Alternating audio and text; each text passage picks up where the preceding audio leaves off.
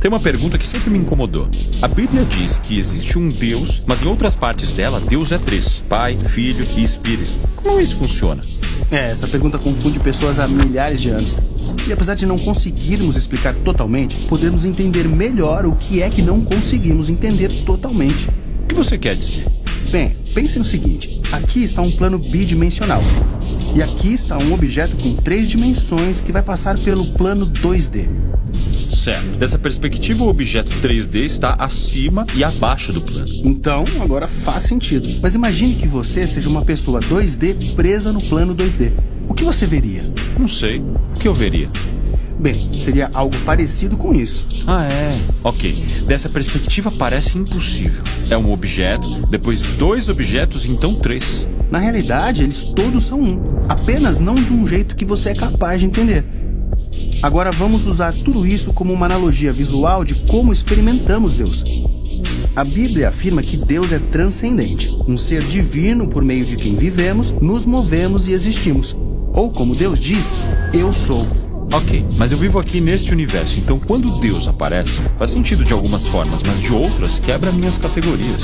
Exatamente, isso acontece o tempo todo quando as pessoas encontram o Deus da Bíblia. Então vamos ver primeiro como isso acontece nas escrituras hebraicas. Nas escrituras hebraicas, Deus aparece de formas complexas que não se encaixam bem nas nossas categorias. Uma forma comum tem a ver com os atributos de Deus. Um atributo é uma forma de descrever alguma coisa. Por exemplo, uma bola de futebol é redonda. Certo. Ou Deus é sábio. Sim, ótimo. Vamos falar sobre a sabedoria de Deus. O livro de Provérbios diz que Deus criou o mundo por sua sabedoria. Mas depois tem também poemas no livro de Provérbios que descrevem a sabedoria como uma pessoa, uma colaboradora por meio de quem Deus arquitetou o universo. Então o atributo de Deus se torna um personagem separado?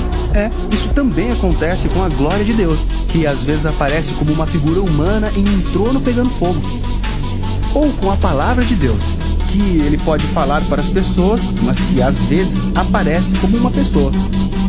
Espere, então os atributos de Deus são agora novos mini-deuses? Não. Os autores bíblicos acreditam que só existe um Deus todo-poderoso. Mas eles se sentem à vontade em falar deles como personagens diferentes? Sim, é como os autores bíblicos retratam a identidade complexa do único Deus. Eles são atributos de Deus e também distintos de Deus. Distintos de Deus e também Deus. Sim, quando aprendemos a identificar essa forma de falar da identidade de Deus, começamos a vê-la por todas as escrituras. Na verdade, você a encontra nas primeiras frases da Bíblia que mencionam o Espírito de Deus.